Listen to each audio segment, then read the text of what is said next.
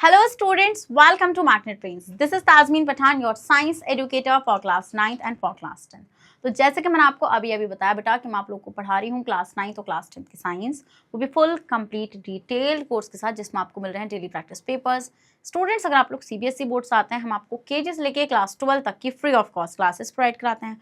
और अगर आप लोग स्टेट बोर्ड से आते हैं जैसे कि MP board, UP board, Bihar board, Delhi board और राजस्थान बोर्ड, तो हम लोग बेटा आपको प्रोवाइड कराते हैं 6 से लेके क्लास 12 तक की free of cost classes. Students अगर आपको ई बुक्स और ई नोट्स चाहिए तो उसका लिंक मिलेगा नीचे आपको डिस्क्रिप्शन बॉक्स में, जाइए और जल्दी से उसको ग्रैब कर लीजिए। और आप हमें फॉलो कर सकते हैं through YouTube, Facebook, Instagram, Twitter, Telegram and WhatsApp. इन सब के थ्रू आप हमें जल्दी से फॉलो भी कर लीजिए, क्योंकि आपको पता है कि magnet Brains is the only platform in India बेटा जहां पर आप सारे कोर्सेज को फ्री ऑफ कॉस्ट में एक्सेस कर सकते हैं। सो भाई विदाउट एनी फर्दर डिले शुरू करते हैं आज का धमाकेदार सेशन, जिसके अंदर हम लोग डिस्कस करने जा रहे हैं बेटा क्या एनसीईआरटी सॉल्यूशंस। क्या डिस्कस करने जा रहे हैं हम लोग? एनसीईआरटी सॉल्यूशंस को डिस्कस करने जा रहे हैं। We have discussed the NCERT in text question in the previous session and if you have missed that session so don't worry student, the link is given in the description box, जाइए और जल्दी से उसको grab कर लीजिए। और आज का प्राइम फोकस रहेगा एनसीईआरटी के एक्सरसाइज क्वेश्चंस पर। एक्सरसाइज क्वेश्चन क्या है बेटा? चैप्टर खोल लो, जो पीछे मिलेंगे क्वेश्चन वही है क्या एनसीईआरटी के एक्सरसाइज क्वेश्चन। चलिए भाई शुरू करते हैं। Question number 1, how does the force of gravitation between two objects changes when the distance between them is reduced to half. ये बोल रहे हैं बेटा कि मान लीजिए आपके पास दो ऑब्जेक्ट हैं, ठीक है। चलिए मैं आपको बताती हूँ क्या है। क्वेश्चन बहुत इजी है। मान लीजिए बेटा आपके पास ये दो ऑब्जेक्ट हैं, ये दो ऑब्जेक्ट हैं, ये है आपका बॉडी ए और ये है आपकी बॉडी बी। इसका मास है बेटा m1 और इसका मास है कोई m2। आपको पता है इन दोनों के बीच की डिस्टेंस क्या होती है? r होती है। अब मान लो मैं आपसे ये बोलूं, देखो आपको ये चीज पता है, according to the universal law of gravitation which was given by Newton, he said that कि if there are two bodies in the universe then they attract each other, with the force of attraction called gravitational force. ठीक है, this statement was given by Newton in the universal law of gravitational, है ना, in the universal law of gravitation. और वो law क्या कहता है? वो लॉ ये कहता है बेटा कि आपका जो फोर्स होती है, आपकी जो फोर्स होती है वो डायरेक्टली प्रोपोर्शनल होती है to the product of their masses m1 into m2, and जो आपकी फोर्स होती है वो इनवर्सली प्रोपोर्शनल होती है टू द डिस्टेंस के स्क्वायर के। ये कह रहा था। और जब इक्वेट करा हमने इन इक्वेशंस को तो हमारा निकल का आया फोर्स इज इक्वल्स टू, ये प्रोपोर्शनैलिटी का देखो ऐसा आया, प्रोपोर्शनैलिटी का sign m1 into m2 upon r square, और हम जब ये प्रोपोर्शनैलिटी का साइन हटाएंगे is equals to g m1 m2 upon r square. ठीक है, सो ऐसे आप किसी भी दो बॉडीज के बीच का फोर्स कैलकुलेट कर सकते थे according to the universal law of gravitation. किसके through? Universal law of gravitation के थ्रू आप इजीली ऐसे कैलकुलेट कर सकते थे। ठीक है, फोर्स। अब ये बोल रहे हैं कि how does the force of gravitation between the two bodies changes, किस तरीके से ये फोर्स चेंज होगा दो बॉडीज के बीच में अगर आप उसकी डिस्टेंस को हाफ कर देते हैं। अगर आप उसकी डिस्टेंस को हाफ कर देते हैं तभी आपसे पूछ रहे हैं कि क्या फोर्स होगा, किस तरीके से फोर्स में चेंज आएगा, ये इनका कहना है। तो student as you can see here कि फोर्स जो है वो डायरेक्टली, वो इनवर्सली प्रोपोर्शनल है डिस्टेंस के स्क्वायर के। बहुत इंपॉर्टेंट है, स्क्वायर करना है। अब ये बोल रहे हैं कि आपने उसकी किसको हाफ कर दिया है? इसकी रेडियस को आपने हाफ कर दिया है, मतलब कि 1/2 कर दिया है। तो after putting this 1/2 in this formula, तो आप देखेंगे बेटा g तो आपका कांस्टेंट होता है और m1 m2 जो भी हो, मान लो इसको हम कुछ भी मान सकते हैं, कोई भी मासेस हो सकते हैं ये। तो जब हम इस वैल्यू को इस फॉर्मूले के अंदर पुट करेंगे तो f is equals to g m1 into m2 upon r square. तो r स्क्वायर, अब r की वैल्यू क्या है? 1/2 का होल स्क्वायर। तो 1/2 का होल स्क्वायर मतलब कि force is equals to g m1 m2 upon 1/4, क्योंकि 2 2 4 हो जाएगा। हो जाएगा नहीं हो जाएगा? बिल्कुल हो जाएगा। अब ये 4 आपका ऊपर जाएगा, 4 आपका ऊपर चला जाएगा, तो इसका मतलब force is equals to 4g m1 m2। मतलब कि आपकी जो फोर्स है बेटा उन दो मासेस के बीच की वो 4 टाइम्स ज्यादा हो जाएगी अगर आप उन दो बॉडीज के बीच की रेडियस को क्या कर दोगे बेटा? हाफ कर दोगे। और ये चीज मैंने आपको बताई भी थी डिटेल सेशन में। ठीक है, समझ में आता है वाला पॉइंट आप लोगों को? तो मतलब फोर्स कितनी हो जाएगी बेटा? फोर्स हो जाएगी 4 टाइम्स, मतलब जितनी पहले लगनी थी अब उससे 4 टाइम्स ज्यादा फोर्स अप्लाइड होगी उन दो बॉडीज के बीच में। This is the solution. Simple easy question, दिमाग लगाओ। अगर आपने रेडियस को हाफ करा है तो फोर्स 4 टाइम्स हो जाएगी। याद रखो ये पॉइंट, ठीक है। और अगर आप फोर्स को करोगे तो रेडियस का उल्टा इंपैक्ट आपको देखने के लिए मिलेगा। इजी है ना, स्क्रीनशॉट लो। स्क्रीनशॉट ले लिया है ना, ले लो ले लो ले लो ले लो, कोई दिक्कत की बात नहीं है।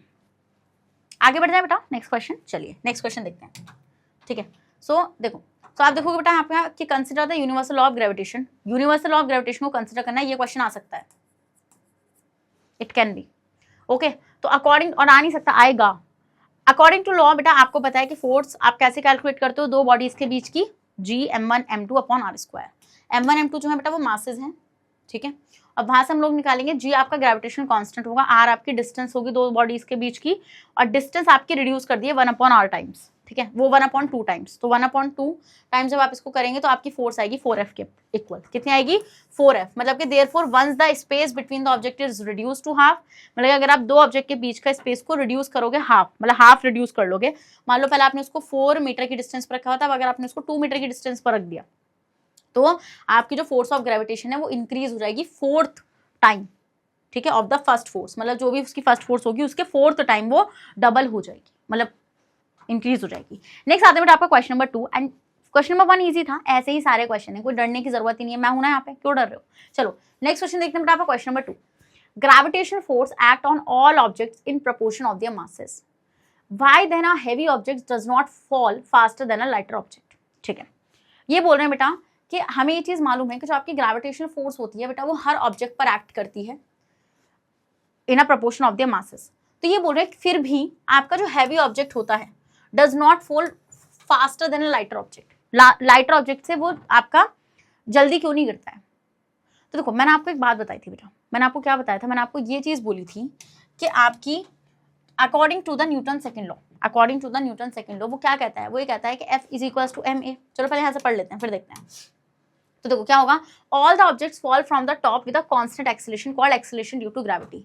This is a constant on earth and therefore the value of g does not depend on the mass of an object. अब मैं क्या कहना चाहती हूँ, देखो हम ही देखते हैं बेटा आपका कि आपका जो according to Newton second law F होता है इज इक्वल्स टू ma, होता नहीं होता है बिल्कुल। तो अगर मैं इसको उसके लिए निकालूंगी तो F is equals to mg, g, तो g what, g is the acceleration due to gravity, acceleration due to gravity. क्या होता है बेटा, ये होता है आपका एक्सेलरेशन ड्यू टू ग्रेविटी। और हम ये देखते हैं बेटा कि जो आपका एक्सेलरेशन ड्यू टू ग्रेविटी होता है वो कभी भी किस पर डिपेंड नहीं करता, मासेस पर डिपेंड नहीं करता। क्या, g does not depends on the masses of the bodies, on the masses of the bodies, bodies की मासेस पर बेटा ये आपका डिपेंड नहीं करता है। तो अगर आप ये कभी भी मासेस पर डिपेंड नहीं करेगा, मतलब इससे कोई फर्क नहीं पड़ता बेटा कि आपने दो बॉडीज किस मासेस के लिए रखी हैं, क्योंकि उनके ऊपर जो ग्रेविटेशन मतलब जो एक्सेलरेशन लगेगा ड्यू टू ग्रेविटी वो 9.8 मीटर पर सेकंड स्क्वायर ही रहेगा, ठीक है, वो चेंज नहीं हो सकता। So therefore the value of g does not depend on the mass of an object, hence heavier object does not fall quicker than lighter weight object provided there is a no air resistance। तो हम ये देखेंगे बेटा कि अगर कोई object मतलब कि देरी से गिर रहा है या जल्दी से गिर रहा है, उसका रीजन ये नहीं होगा कि मास ज्यादा है कम है, उसका रीजन होगा एयर रेजिस्टेंस। क्या होगा उसका रीजन बेटा, उसका रीजन होगा एयर रेजिस्टेंस। एयर रेजिस्टेंस होने की वजह से कोई ऑब्जेक्ट जल्दी या फिर देरी से गिर सकता है। जैसे हम लोग अगर यहाँ पे एक एग्जाम्पल लेंगे, हम एक एग्जाम्पल यहाँ पर लेंगे बेटा, मैंने आपको एग्जाम्पल बताया था मेटल कॉइन का एंड फेदर का, मेटल कॉइन और फेदर का मैंने आपको एग्जांपल बताया था। मैंने आपसे बोला था मेटल कॉइन आपका हैवी है, ठीक है, और फेदर आपका लाइट है। जब हमने इसको सेम उससे क्या क्या बेटा ड्रॉप किया, ठीक है, तो हमने वहां पे क्या चीज ऑब्जर्व करी कि ये आपका जल्दी गिर गया और ये आपका देरी से गिरा। ऐसा क्यों हुआ, जबकि इसका वेट तो कम था। अब आपको क्या लगता है वेट का खेल है यहाँ पे, इसका वेट कम था इसका वेट ज्यादा था, नहीं, यहाँ पे खेल था एयर रेजिस्टेंस का। हमने ये चीज देखा बेटा इसके मास के कंपैरिजन में इसका सरफेस एरिया ज्यादा है, फेदर का सरफेस एरिया ज्यादा है और मास कम है, ठीक है। सरफेस एरिया की वजह से हमने ये चीज ऑब्जर्व करी कि बेटा इस पे एयर रेजिस्टेंस ज्यादा, मतलब इसको ज्यादा एयर रेजिस्टेंस को फेस करना पड़ा। एयर रेजिस्टेंस क्या है बेटा, एयर रेजिस्टेंस है कि एयर एक अपोजिट फोर्स लगा रही है उसको रोकने के लिए। तो सरफेस एरिया ज्यादा की वजह से बेटा आपका एयर रेजिस्टेंस यहाँ पे ज्यादा था, एयर रेजिस्टेंस यहाँ पे ज्यादा था, जिस वजह से हमने देखा कि फेदर लेट नीचे आया। बट अगर मैं मेटल कॉइन की बात करूँ बेटा, मेटल कॉइन का सरफेस एरिया कम था, इसलिए उसने लेस एयर रेजिस्टेंस को फेस किया। तो यही होगा बेटा रीजन आपका। तो अब आप पढ़ लेंगे जैसे, तो सारे के सारे ऑब्जेक्ट, ग्रेविटेशन फोर्स ऑब्जेक्ट पर उसके मासेस के अकॉर्डिंग एक्ट करता है, बट कभी भी acceleration due to gravity masses पर डिपेंड नहीं करती है। सो आपका हैवी ऑब्जेक्ट जो है वो क्यों नीचे या जल्दी आ रहा है या लेट आ रहा है, क्योंकि भाई एयर रेजिस्टेंस की वजह से। तो हम देखेंगे यहाँ पे, hence heavier object don't fall quicker than lighter weight objects provided there is a no air resistance. Easy, चलिए स्क्रीनशॉट ले लीजिए जल्दी से।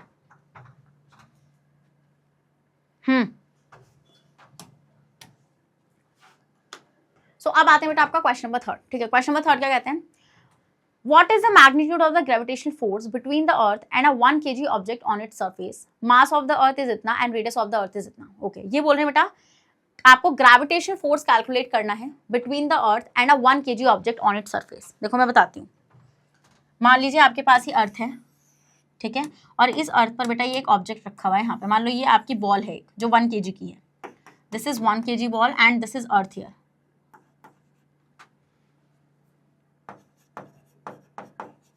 ये अर्थ है, ठीक है। तो अर्थ इसके ऊपर बेटा कोई फोर्स लगा रही होगी and this force is called gravitational force. ये इसके ऊपर एक ग्रेविटेशनल फोर्स को अप्लाई कर रही होगी, this force is called gravitational force. अब हम लोग यहाँ पे ये बोल रहे हैं कि ये अर्थ और इस ऑब्जेक्ट के बीच में जो ग्रेविटेशनल फोर्स लग रहा है ये आपको कैलकुलेट करना है। तो आप कैसे कैलकुलेट करेंगे, मैंने आपको क्या बताया कि किस फॉर्मूले से आप कैलकुलेट कर सकते हैं बेटा।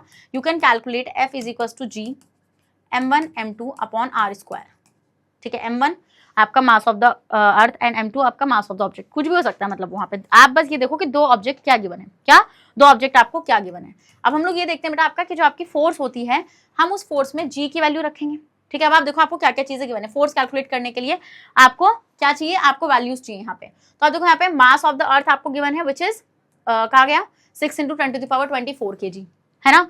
मास ऑफ द ऑब्जेक्ट आपको गिवन है बेटा, कितना है मास ऑफ द ऑब्जेक्ट, देखो आपका वो है आपका 1 kg, है ना, 1 kg है। उसके बाद ग्रेविटेशनल कांस्टेंट की वैल्यू कितनी होती है, 6.67 होती है, ठीक है। उसके बाद बेटा रेडियस कितनी हुआ है, 6.4 × 10⁻6 मीटर। पहले खुद से करने की कोशिश करो, जल्दी से करो, खुद से किया, आया आंसर, ठीक है। अब वैल्यूज डालते हैं। तो जी की वैल्यू कितनी होती है, 6.67 × 10⁻−11। आप इसको 6.7 भी लिख सकते हो। m1 मास ऑफ द अर्थ कितना गिवन है बेटा, मास ऑफ द अर्थ आपको गिवन है 6 × 10⁻24 kg, मल्टीप्लाई में मास ऑफ द ऑब्जेक्ट कितना गिवन है 1 kg, अपॉन रेडियस कितनी गिवन है 6.4 × 10⁻6 का स्क्वायर। प्लीज ये मत भूल जाएगा, ठीक है। अब आप इसको कैलकुलेट करो, फिजिक्स तो लग गई, अब लगेगी गणित यहाँ पे। तो आप इसको 6.67 ले लो या फिर 6.7 भी ले सकते हो, इंटू 6 × 10⁻24 अपॉन में कितना हो जाएगा आपका 6.4 × 6.4 मल्टीप्लाई बाय 10⁻12, ठीक है। कैलकुलेट करोगे, करो। पहले स्क्रीनशॉट लेना इसका इतने का, चलो स्क्रीनशॉट लो पहले जल्दी से इतने का, जल्दी से लो, ठीक है।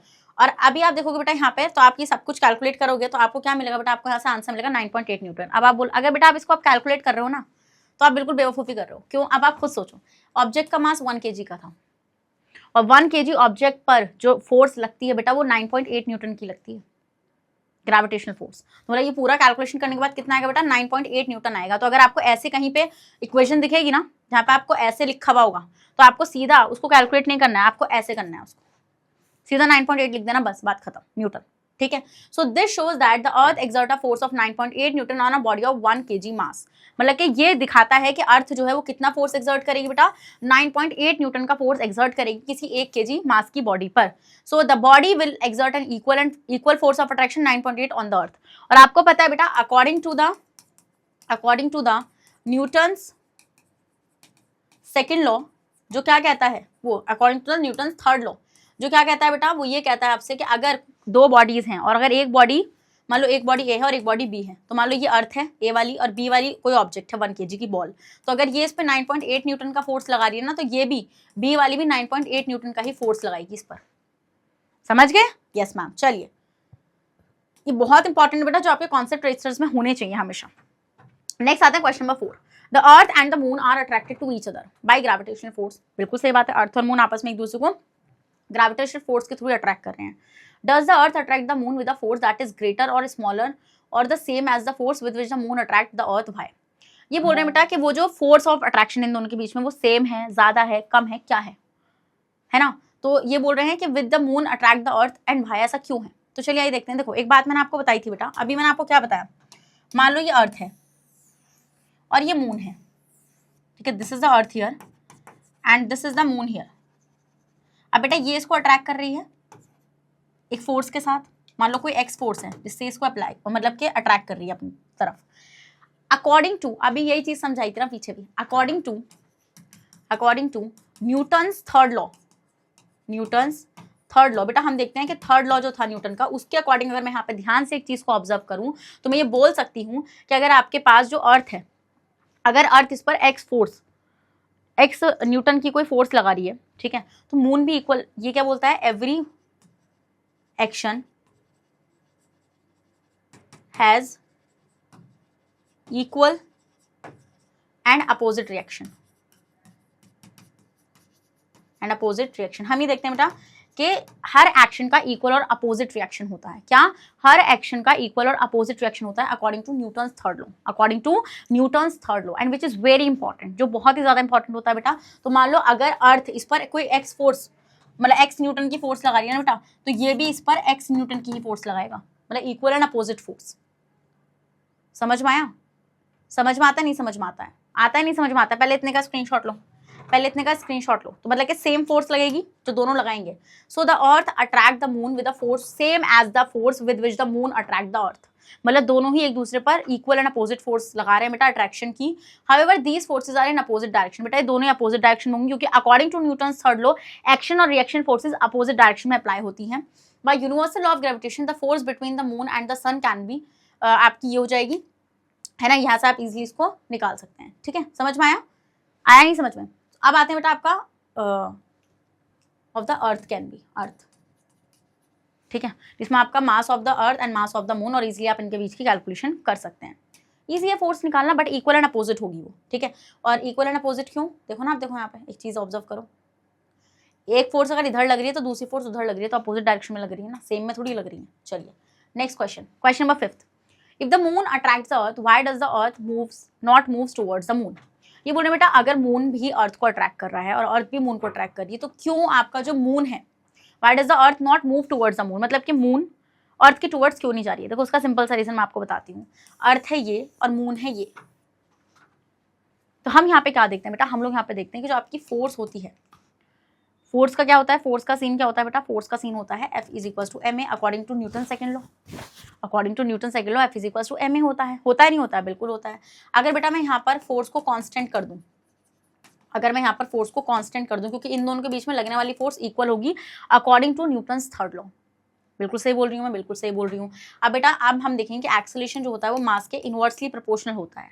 इसका मतलब अगर किसी ऑब्जेक्ट का मास ज्यादा है बेटा तो उसका एक्सेलरेशन कम होगा। तो हम ये देखते हैं बेटा, अर्थ ये है आपकी और मून आपका ये है, तो अर्थ का मास ज्यादा है एज कंपेयर टू मून के मास से, मून का मास कम है। तो जिसका मास ज्यादा होता है बेटा उसका एक्सेलरेशन कम होता है, और जिसका मास कम होता है उसका एक्सेलरेशन ज्यादा होता है।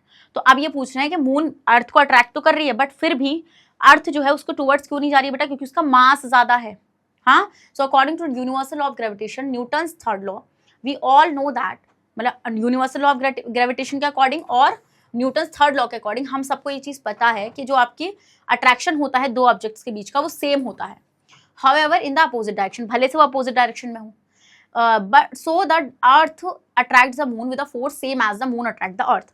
तो आपको पता है बेटा कि जिस फोर्स से अर्थ मून को अट्रैक्ट करेगी उसी सेम फोर्स से मून अर्थ को अट्रैक्ट करेगा, बट इन अपोजिट डायरेक्शन। ठीक है, since earth is a larger in mass, हमें पता है बेटा कि अर्थ का मास बहुत ज्यादा लार्ज होता है compare to that of a moon, moon के कंपैरिजन में, and it accelerate at a rate lesser than the acceleration of the moon. हम ये देखते हैं बेटा मून का एक्सेलरेशन का जो मतलब मून ऐसे नहीं घूमता फिर रहा अर्थ के टुवर्ड्स, अर्थ क्यों नहीं घूमती फिर रही बेटा, अर्थ का मास ज्यादा है, मून का मास कम है, समझ रहे हो। So therefore this reason the earth does not move towards the moon. तो सिंपल सा आंसर आपको क्या लिख कर आना है वहां पे, according to the universal law of gravitation and Newton's third law, हम ये देखते हैं कि दो बॉडीज में जो फोर्सेज होती हैं वो इक्वल और अपोजिट होती हैं बेटा, और हम ये देखते हैं वो टुवर्ड्स क्यों नहीं जा पा रही, उनके मास की वजह से, क्योंकि according to Newton second law mass और एक्सेलरेशन का इनवर्स का रिलेशन होता है।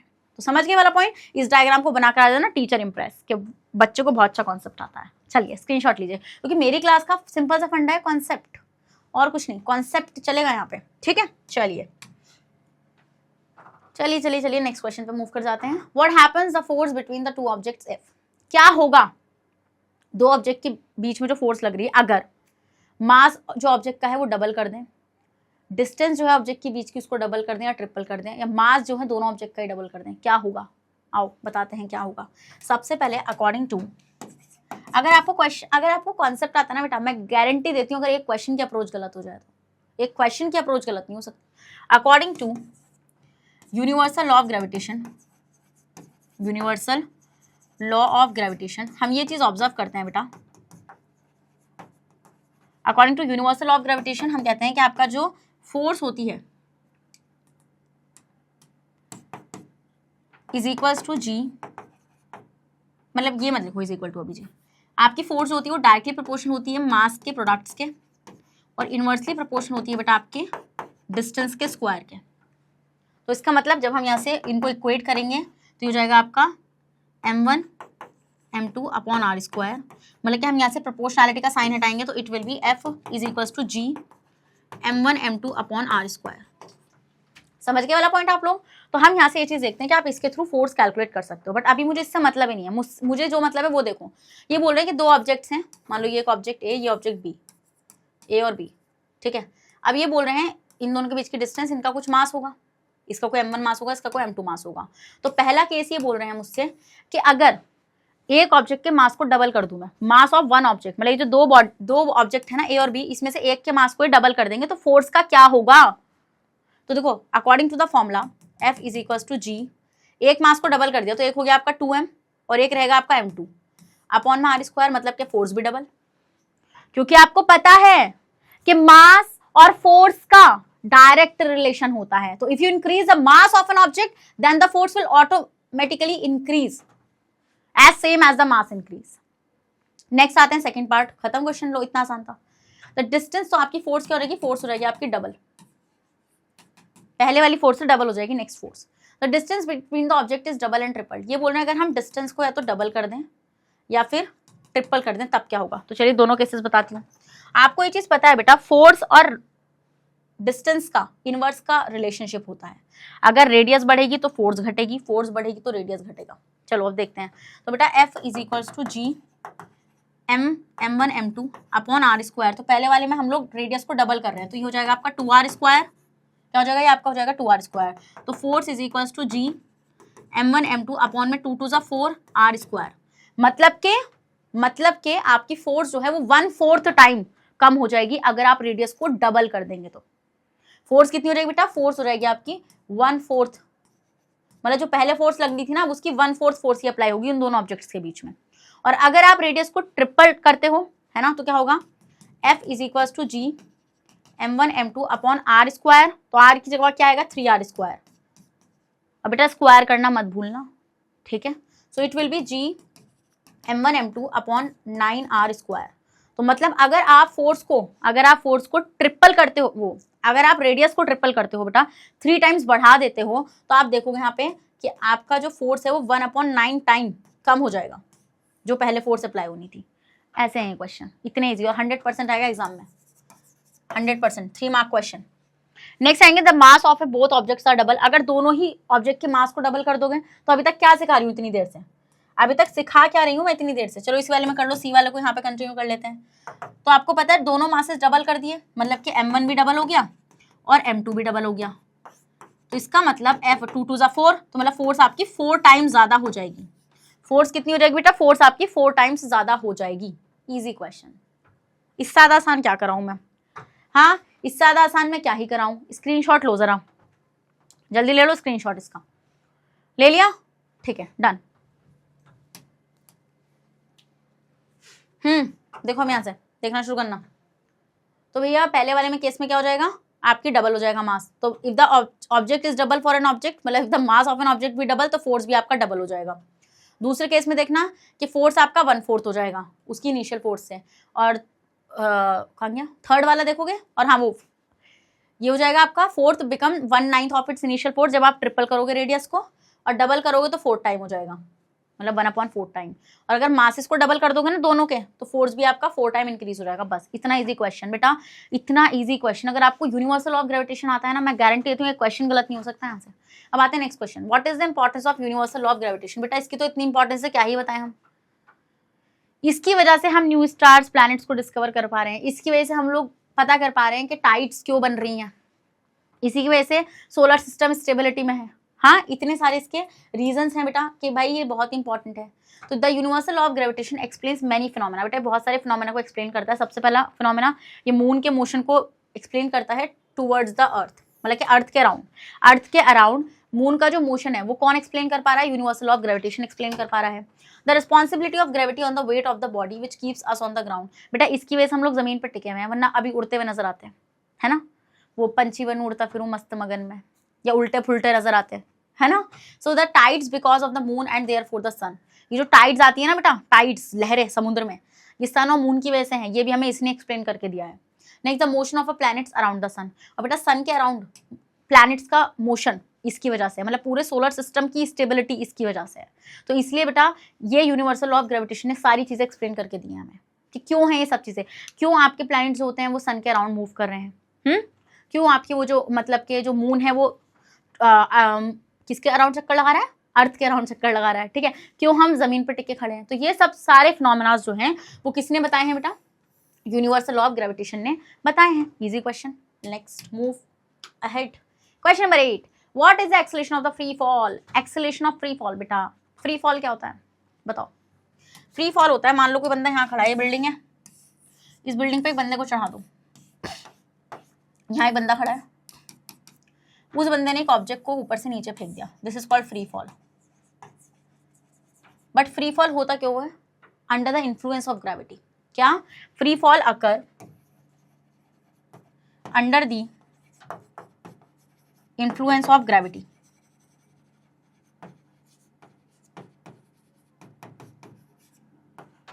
ठीक है, ग्रेविटी के इन्फ्लुएंस में बेटा क्या होता है, हम देखते हैं कि ऑब्जेक्ट जो होता है वो फ्री फॉल को एक्सपीरियंस करता है। ठीक है, तो मतलब कि अगर कोई भी चीज ऊपर से ड्रॉप हो रही है तो वो इन्फ्लुएंस में किसके है, अंडर द मतलब ग्रेविटेशनल फोर्स उसके ऊपर अप्लाई हो रही है, इसलिए वो ऊपर से नीचे आ रही है, नहीं आ रही है। अभी बोल रहे हैं एक्सेलरेशन ऑफ फ्री फॉल क्या होगा बेटा, acceleration due to gravity. Free fall क्यों हो रहा है, ग्रेविटी की वजह से, तो मतलब कि ये आपका एक्सेलरेशन ड्यू टू ग्रेविटी है which is represented by small g. तो क्या होगा बेटा आपका free acceleration of free fall क्या होता है आपका, एक्सेलरेशन ड्यू टू ग्रेविटी। और एक्सेलरेशन क्या है बेटा आपको पता है, देखो जब कोई ऑब्जेक्ट नीचे गिरेगा और उसके ऊपर एक फोर्स अप्लाई होगी, तो बेटा आपको पता है कोई भी ऑब्जेक्ट मोशन में आता है बिकॉज ऑफ फोर्स। तो जब उसके ऊपर एक फोर्स अप्लाई होगी बेटा तो उसकी वेलोसिटी इंक्रीज हो जाएगी, और जब वेलोसिटी चेंज हो रही है तो मतलब वो एक्सेलरेशन ही तो है with respect to time. So acceleration due to gravity, जिसको हम स्मॉल जी से रिप्रेजेंट करते हैं, this is called acceleration of free fall. कितना होता है बेटा, ये होता है आपका 9.8 मीटर पर सेकेंड स्क्वायर। मतलब कि हर सेकंड के हिसाब से कितनी मतलब कि वेलोसिटी बढ़ेगी बेटा उसकी 9.8 मीटर डिस्टेंस, वो मतलब वो बढ़ती चली जाएगी। स्क्रीनशॉट लो इसका। So student, acceleration due to gravity is the acceleration gained by an object due to gravitational force. Acceleration आपको समझ में आ गया। So on earth all bodies experience the downward force of gravity. आपको पता है बेटा अर्थ पर हर बॉडी एक डाउनवर्ड फोर्स को एक्सपीरियंस कर रही है बिकॉज अर्थ की ग्रेविटेशनल फोर्स है which earth masses exert on them. The earth gravity is measured by the acceleration of free falling objects. At earth's surface, the acceleration of gravity is 9.8 meter per second square and is denoted by small g. Thus, for every second, an object is in free fall. तो बेटा हर second एक object free fall में है और उसकी speed बढ़ रही है अबाउट 9.8 मीटर पर सेकंड के हिसाब से। ये चीज मैंने आपको बताई थी, उसकी स्पीड कितने हिसाब से बढ़ रही है, हर सेकंड में 9.8 मीटर बढ़ रही है। नेक्स्ट आते हैं क्वेश्चन नंबर 9 और देखते हैं क्वेश्चन नंबर 9 क्या कह रहा है।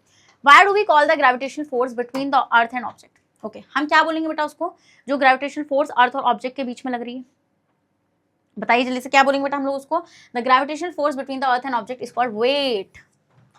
यार देखो एक बात बताओ, मैंने आपको क्या बोला, मैं खड़ी हूँ, मैं क्यों खड़ी हूँ, मैं बोलेंगे मैम क्योंकि आप खड़ी हैं, नहीं, अकॉर्डिंग टू फिजिक्स आंसर दो मुझे। तो आप बोलेंगे मैम क्योंकि आपको आपके ऊपर एक फोर्स ऑफ अट्रैक्शन लग रहा है जिसको हम बोलते हैं ग्रेविटेशनल फोर्स। अब एक बात बताओ, जब एक फोर्स ऑफ अट्रैक्शन किसी ऑब्जेक्ट पर लगता है उसको अपनी तरफ अट्रैक्ट करने के लिए, उसको हम क्या बोलते हैं, उसको ही तो वेट बोलते हैं। वेट और मास में यही तो सबसे बड़ा डिफरेंस है। कि मास किसी सब्सटेंस का वो टोटल अमाउंट ऑफ मैटर है, बट वेट एक ऐसी फोर्स है बेटा जो अर्थ किसी ऑब्जेक्ट के ऊपर लगाती है। तो इसका मतलब अगर मैं बोलूँ यहाँ पर कि आपका ये अर्थ है और यहाँ पर ये कुछ भी है, मान लो एक बंदा यहाँ पे खड़ा है, तो इसके और इसके बीच में जो फोर्स ऑफ अट्रैक्शन लग रही है ना, ये जो ग्रेविटी है, तो ग्रेविटेशन फोर्स ही, बट हम बोलेंगे क्या इसको बेटा, हम इसको बोलेंगे वेट। क्या बोलेंगे हम इसको बोलेंगे वेट, जो आपकी न्यूटन में, जो किसमें बेटा, आपकी न्यूटन में मेजर करी जाती है। किसमें मेजर करी जाती है बेटा, ये आपकी न्यूटन में मेजर करी जाती है। ठीक है, so weight is equal to the product of acceleration due to gravity and mass of the object. आपको ये चीज मालूम थी बेटा कि न्यूटन का सेकंड लॉ क्या कहता है, F is equal to ma। कहता है नहीं कहता है, मानते नहीं मानते इस बात को, बिल्कुल कहता है। तो बेटा फोर्स ही तो वेट है, वेट ही तो फोर्स है। फोर्स क्या है, फोर्स ऑफ अट्रैक्शन, वही तो वेट है जो दो ऑब्जेक्ट्स, अर्थ और ऑब्जेक्ट के बीच में लग रहा है। तो इसको मैं W लिख सकती हूँ, तो W is equal to m और एक ही जगह मैं G लिख दूंगी। तो हम देखते हैं बेटा आप कैसे वेट को कैलकुलेट करते हो। वेट कैलकुलेट होता है बेटा उस ऑब्जेक्ट के मास से जब आप उसके एक्सेलरेशन की मल्टीप्लाई करते हो, एक्सेलरेशन ड्यू टू ग्रेविटी, तब आपका वेट कैलकुलेट होकर आ जाता है। क्या वेट कैलकुलेट होकर आ जाता है। मान लो एग्जाम्पल ले लेते हैं, मान लो किसी ऑब्जेक्ट का मास 50 kg है। आपको पता है जी की वैल्यू कितनी होती है बेटा, जी की वैल्यू होती है 9.8। जी की वैल्यू होती है आपकी 9.8 मीटर पर सेकेंड स्क्वायर। अब आपसे मैं पूछूं इसका वेट क्या होगा अर्थ पर, तो बेटा वेट आप कैसे निकालोगे, mg करके। तो मास कितना है 50 इंटू ये कितना है 9.8, तो पॉइंट से रिमूव करेंगे तो नीचे 0 आएगा, ये 0 से 0 कैंसिल हो जाएगा। अब आप इसको करेंगे तो 8 5 ज़ा 40, 4 कैरी, 9 5 ज़ा 45, 45 में 4, बेटा ये हो जाएगा आपका 490 न्यूटन। कितना होगा आपका 490 न्यूटन। देख लो ना आप करके, चाहे 8 5 ज़ा 44, 5 9 ज़ा 45, 45 में 4, 49, तो 490 न्यूटन उसका ऑब्जेक्ट का वेट होगा अर्थ के ऊपर। ले लो भाई स्क्रीनशॉट, इससे आसान क्या ही कराऊँ मैं चीज़ें। अब तो यार पूरी साइंस हलवा सी लग रही होगी, हाँ इतना बढ़िया करके चल रहा है सारा मामला हम लोगों का। चलो नेक्स्ट आते हैं क्वेश्चन नंबर 10। बेटा लिख के ले जाओ, ये क्वेश्चन आना है, लिख के ले जाओ, मैं बोल रही हूँ लिख के ले जाओ तो लिख के ले जाओ। चलो, Amit buy few grams of gold at the poles as per instruction of one of his friends. Okay, Amit ने क्या करा, अमित ने अपनी एक फ्रेंड, उसकी फ्रेंड ने बोला कि भाई तुम गोल्ड वोल्ड खरीद लो। तो अमित ने कहा चलो ठीक है खरीद लेते हैं। तो ये गया पोल पर। पोल क्या होता है मैम, हमें तो ज्योग्राफी नहीं आती है, कोई नहीं बता देंगे, भले से हम साइंस के टीचर हैं बट हम बता देंगे इतना कि आपके इस क्वेश्चन के लिए ज्योग्राफी बता देंगे। चलिए, he hands over the same when he meets him at the equator. ठीक है, will the friend agree with the weight of a gold ball, if not five. तो वो बोलता है जब वो अपने फ्रेंड से मिला, उसका फ्रेंड रहता था इक्वेटर पे, जब उससे मिलना आया तो उसने कहा अरे तू मेरा पागल बना रहा है। उसने बताया कि भाई मैंने 10 किलो सोना खरीदा है। बोला तू मेरा पागल बना रहे हो, ये तो हल्का है बहुत ज़्यादा वेट, ये तो बहुत ज़्यादा हल्का है। तो उसका फ्रेंड क्यों नहीं एग्री कर रहा था, जितना उसने सोना खरीदा, अमित ने जितना खरीदा उसने उतना ही बताया, बट फिर भी उसका फ्रेंड एग्री नहीं कर रहा, ऐसा क्यों।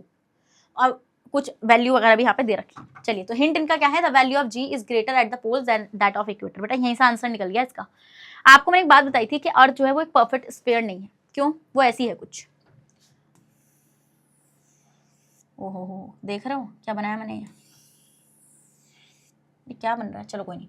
ये होते हैं पोल्स और ये है इक्वेटर, ये है इक्वेटर।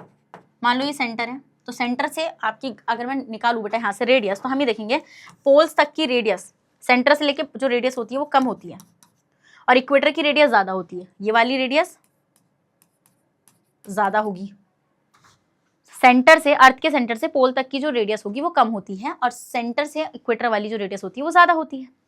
अब अकॉर्डिंग टू किसका, तो यहाँ पे लिखा हुआ भी तो है the value of g is greater at the poles than that of equator.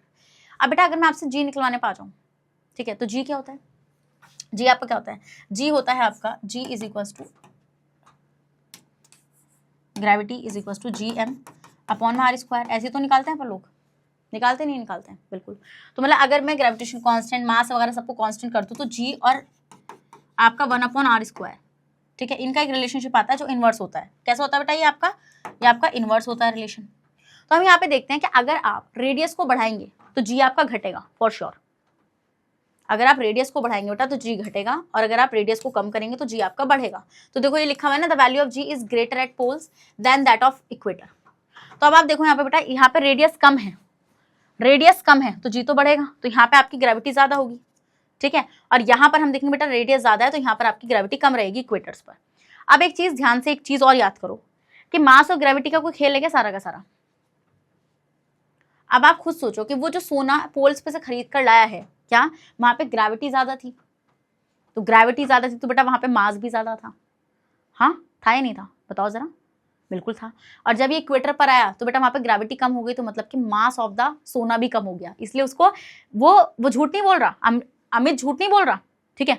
But Amit का फ्रेंड क्यों नहीं मान रहा? क्योंकि वो इक्वेटर पर रहता है, इक्वेटर पर ग्रेविटी कम है। समझ रहे हो? स्क्रीनशॉट लेना जरा इसका। चलो ले लिया। और आप देखो ना, मास जो होता है वो, रुको। सो स्टूडेंट देखो, the weight of a body of an earth surface, तो W is equal to mg, तो g is the acceleration here. तो बेटा आप अगर यहाँ पे देखोगे, the value of g is larger at poles when compare to equator, so gold can weight less at the equator as compare to poles, therefore Amit friends won't believe the load of the gold bot. तो इसलिए अमित का friend यकीन ही नहीं कर रहा उसके ऊपर, ठीक है। समझ में आ गया? इसको आपको ऐसे एक्सप्लेन करके आना है, आना ही नहीं आना एक्सप्लेन करके, बिल्कुल आना है, ठीक है। समझने वाला पॉइंट आप लोग। तो आप देखोगे यहाँ पे मास और ग्रेविटी का यहाँ पे अलग ही रिलेशनशिप स्टैब्लिश हो रहा है। Easy PG, lemon squeezy. चलो नेक्स्ट आता है बेटा आपका question number 11। Why will a sheet of a paper fall slower then that is one a crumpled into a ball?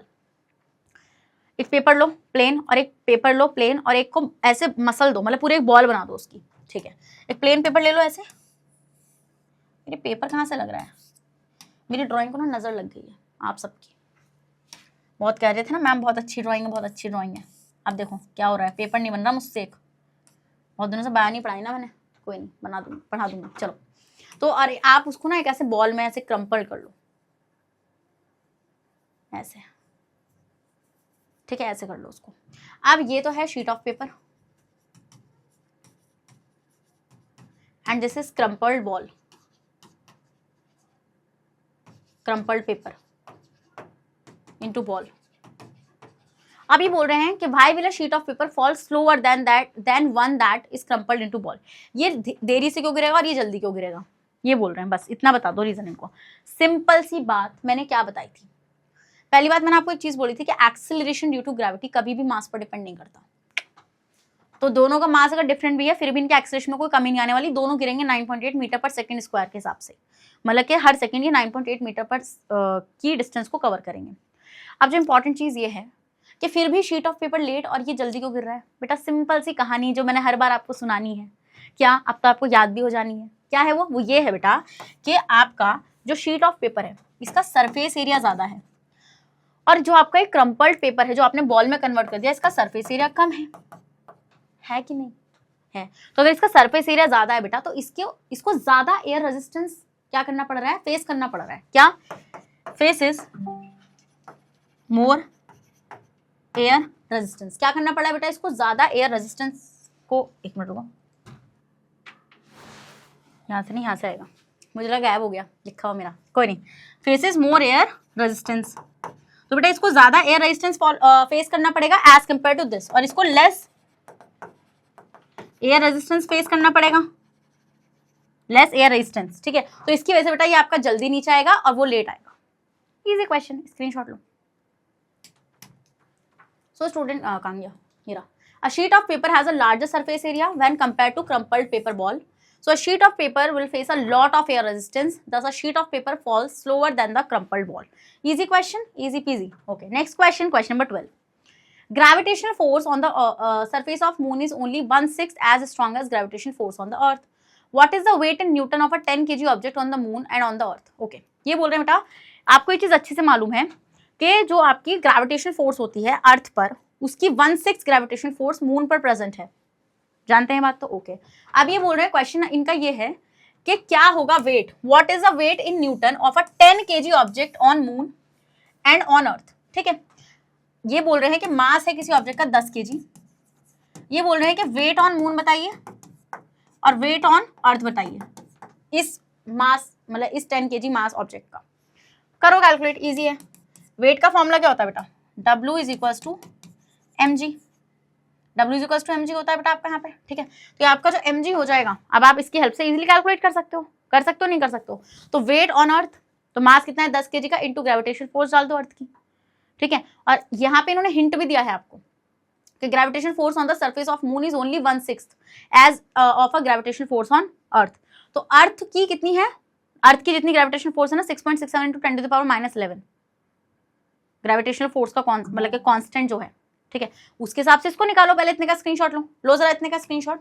तो हम यहाँ पे क्या करेंगे बेटा, देखो यहाँ पे डेटा आपको गिवन है सारा का सारा, तो ये बोल रहे हैं कि जीई जो है acceleration due to gravity, GE ये हो जाएगा आपका 9.8 मीटर पर सेकंड स्क्वायर।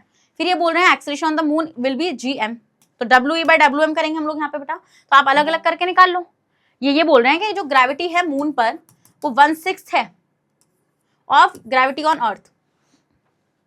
तो ये कितना होता है, एक्सेलरेशन ड्यू टू ग्रेविटी कितना होता है अर्थ का, ये हो जाएगा आपका 1.6 × 9.8।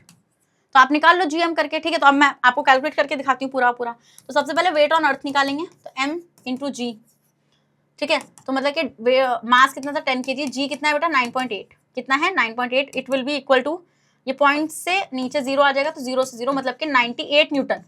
उस ऑब्जेक्ट का वेट कितना होगा बेटा अर्थ पर, उस ऑब्जेक्ट का वेट होगा 98 न्यूटन का, कितना 98 न्यूटन का वेट होगा उस ऑब्जेक्ट का।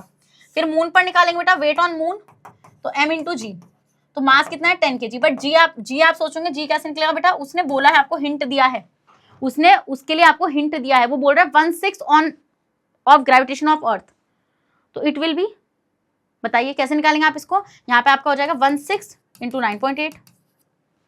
बोल रहा है ना वो आपसे सिंपल बोल रहा है बेटा कि आपका जो ग्रेविटेशनल फोर्स है, मून का जो ग्रेविटेशनल फोर्स है, एक्सेलरेशन मतलब ड्यू टू ग्रेविटी है, ठीक है। तो gm = 1/6 ऑफ ge, ये उसने बोला है यहाँ पे, इस वजह से आपने ये इक्वेशन लिखी है।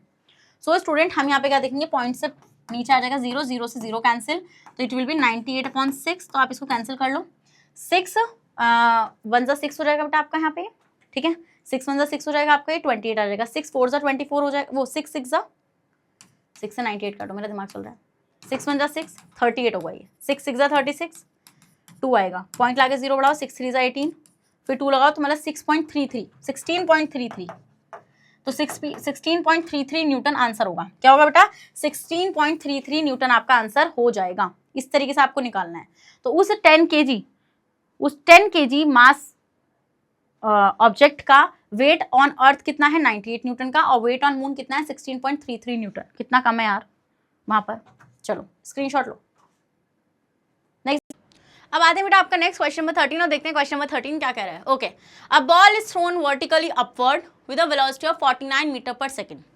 ये बोल रहे हैं एक बॉल है बेटा, उसको ऊपर फेंका गया है जिसकी वेलोसिटी कितनी है 49 मीटर पर सेकेंड, मतलब इतनी वेलोसिटी से इसको ऊपर फेंका गया, मतलब ये इसकी इनिशियल वेलोसिटी हो गई। हाँ देखो क्या बोल रहे हैं, ये बोल रहे हैं कि एक बॉल थी, ठीक है, इसको ऊपर फेंक दिया, इसको ऊपर फेंका, और इनिशियल वेलोसिटी कितनी बता रहे हैं लोग 49 मीटर पर सेकेंड, ठीक है।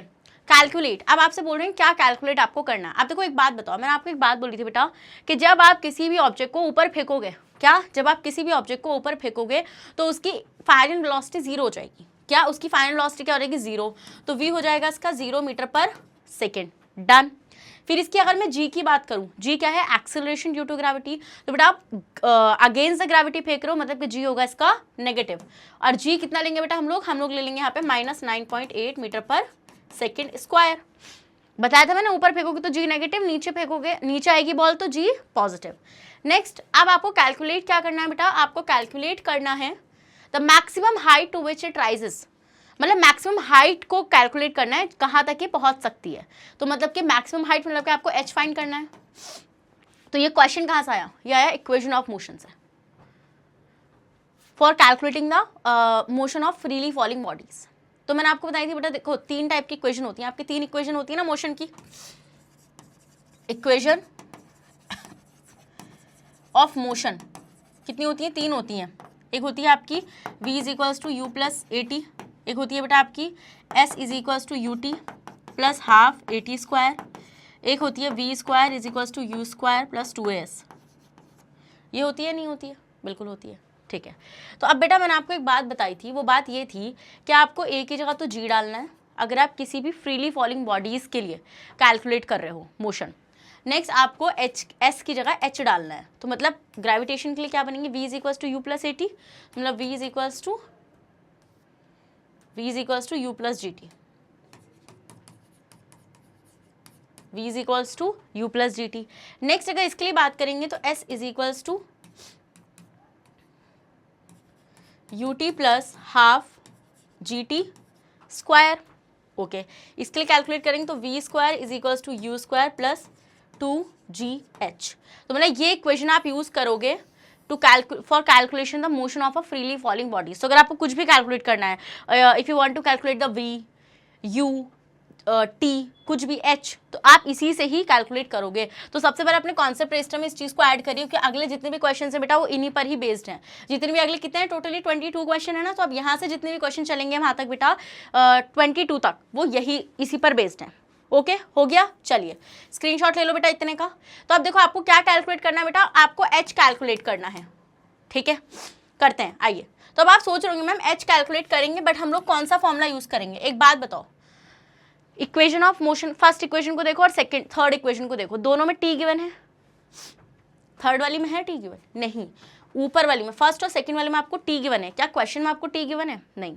तो मतलब आप h जो है वो आप इन दो इक्वेशन से तो सॉल्व कर नहीं पाएंगे, आपको यूज करनी पड़ेगी बेटा third equation of motion, v square is equals to u square plus 2gh। आपको ये इक्वेशन यूज करनी पड़ेगी। तो आइए यूज करते हैं इसको। रुको रुको रुको रुको रुको, चलो करते हैं। तो पहली इक्वेशन, पहले वाले को सॉल्व करेंगे यहाँ पे। तो पहला वाला क्या है, मैक्सिमम हाइट h कैलकुलेट करना है। तो v square is equals to u square plus 2gh। तो इसको मैं ऐसे भी तो लिख सकती हूँ, 2gh is equals to v square minus u square. बिल्कुल लिख सकती हूँ, लिख सकती हूँ या नहीं लिख सकती हूँ? बिल्कुल लिख सकती हूँ। तो 2gh 2 इंटू जी कितना हो जाएगा 9.8 माइनस का इंटू h आपको कैलकुलेट करना है बेटा। v स्क्वायर, v तो आपका 0 हो गया यहाँ पे, तो ये तो आपका 0 हो जाएगा। ठीक है, माइनस में u स्क्वायर कितना है बेटा आपका, u है आपका 49 का होल स्क्वायर। डन या नहीं डन? बिल्कुल डन। तो अब ये हो जाएगा बेटा आपका 8 2 16, 9 2 18, 19.6 h into h is equals to, अब बताओ ये कितना होगा बेटा, ये बताओ ये कितना होगा, 49 इंटू 49 हम लोग यहाँ पे सॉल्व करेंगे इसको। तो ये हो जाएगा आपका यहाँ पर 49 इंटू 49। तो जल्दी से पहले आप इसको क्या कर लो, निकाल लो इसका कैलकुलेट करके। तो 9 9 से 81, 8 4 9 से 36, 4 9 से 36 और 36 में आपका 8 हो जाएगा बेटा आपका ये 44। ठीक है, मल्टीप्लाई बाय 4 9 से 36, 4 4 से 16, 16 में 3 कितना हो जाएगा बेटा आपका 19।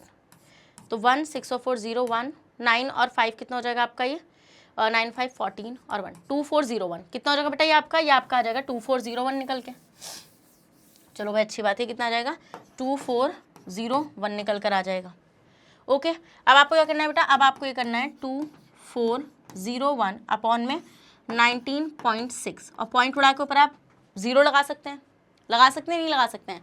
अब आप इसको सिंपली कैंसिल करेंगे यहाँ से।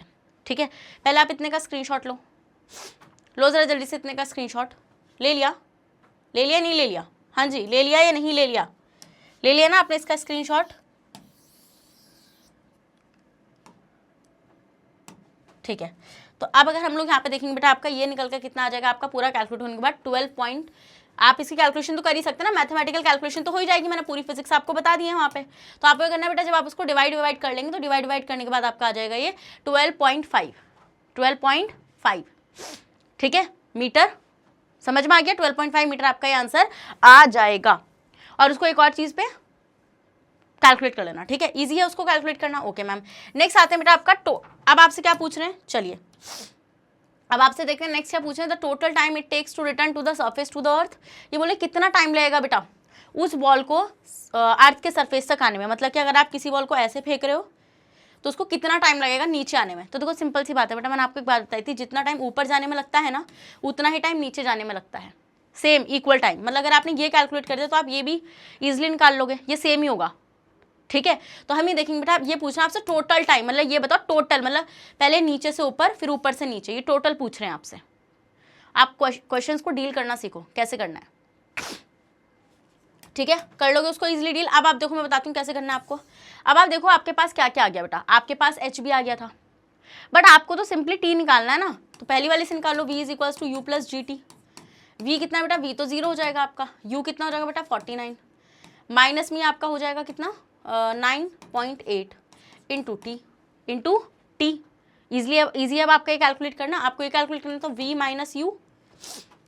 अब आप क्या कर सकते हैं यहाँ पे, आप इसको ऐसे भी कर सकते हैं या फिर आप इसको ऐसे कर लो, v minus u is equals to t is equals to g t. कितना हो जाएगा बेटा आपका GT, ठीक है, और अपॉन में आपका G आ सकता है यहाँ पे। तो V कितना है, ये आपका 0 हो जाएगा, माइनस में 49 अपॉन में माइनस में 9.8, माइनस से माइनस कैंसिल हो जाएगा, इज इक्वल्स टू T। मतलब आप रिमूव करेंगे डेसिमल तो ऊपर आएगा आपका, है ना। अब आप इसको कैंसिल कर लो, तो अब आप इसको कैंसिल कर सकते हो 2 से, 2 2 ज़ा 4, 2 4 ज़ा 8, 2 5 ज़ा 10, इससे करोगे 2 4 ज़ा 8, 2 9 ज़ा 18, 49 से करके देखेंगे बेटा इसको।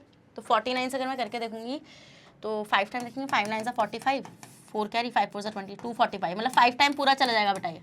तो मतलब कि टाइम आपका आ जाएगा 5 सेकंड्स। कितना आ जाएगा टाइम, 5 सेकंड्स। तो मतलब नीचे से ऊपर जाने में 5 सेकंड लगेंगे, तो ऊपर से नीचे आने में भी तो 5 सेकंड लगेंगे, क्योंकि मैंने आपसे क्या बोला था, जितना टाइम वो ऊपर जाने में लेगा कोई ऑब्जेक्ट, उतना ही सेम टाइम वो नीचे आने में भी लेगा। मतलब टोटल टाइम कितना हो गया, टोटल टाइम हो जाएगा बेटा आपका 5 + 5 मतलब कि 10 सेकंड्स। कितना टाइम लगेगा बेटा, ये पूछे ना टोटल टाइम, उसको अर्थ सरफेस पर कितना लगेगा आने के लिए, तो 5 सेकंड्स लगेंगे। ऐसे आपको क्वेश्चन को सॉल्व करना है, बस इतना आसान है सॉल्व करना। स्क्रीनशॉट लो, इजी है, ओके इजी है ना। देखो अब आपका यहाँ पे इजी पीजी, ठीक है। और वहाँ पर जो मैंने ऊपर वाले पे किया था ना, जो मैंने ये वाला सॉल्व किया था, रुको एक और चीज़ दिखानी है मुझे आपको।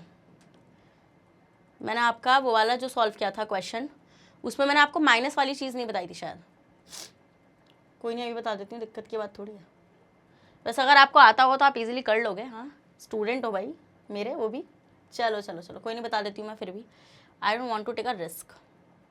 देखो यहाँ पे एक चीज़ ध्यान देखना बेटा, ये आपका माइनस का यहाँ पर जो था ना, तो ये माइनस इसके साथ था, 49 के साथ नहीं था। 49 × 49 ये माइनस का ऐसे रहता और ये माइनस का 19.6 होता। तो ये माइनस का 49 माइनस का 19.6, तो ये माइनस और माइनस कैंसिल हो रहे हैं, ये भी ध्यान रखना, ठीक है। कभी सोचो पॉजिटिव में कैसे आ गई वैल्यू, ओके डन। अब आते हैं बेटा आपका next question, question number 14। A stone is released from the top of a tower of a height 19.6, okay. ये बोल रहे हैं एक बंदा टावर के टॉप पर है, ऐसे बिल्डिंग है ये टावर है मेरा, समझ लो। ये बंदा यहाँ खड़ा है और ये क्या कर रहा है बेटा, ये एक स्टोन को फेंक रहा है नीचे की तरफ, ये उसको नीचे की तरफ फेंक रहा है, ठीक है। तो अ stone is release from the top of a tower of height 19.6, और इसकी हाइट कितनी है बेटा, 19.6 की हाइट से फेंक रहा है, ठीक है। तो एच कितना गिवन है, 19.6। तो बेटा ऊपर से फेंक रहा है ना नीचे, ऊपर से नीचे फेंक रहा है, तो मतलब इसका यू होगा 0। Calculate its final velocity just before touching the ground. आपको क्या करना है बेटा, आपको इसकी फाइनल वेलोसिटी कैलकुलेट करनी है, ठीक है, जैसे ये ग्राउंड को टच करेगा उससे पहले बिल्कुल। तो वी आपको कैलकुलेट करना है यहाँ पे।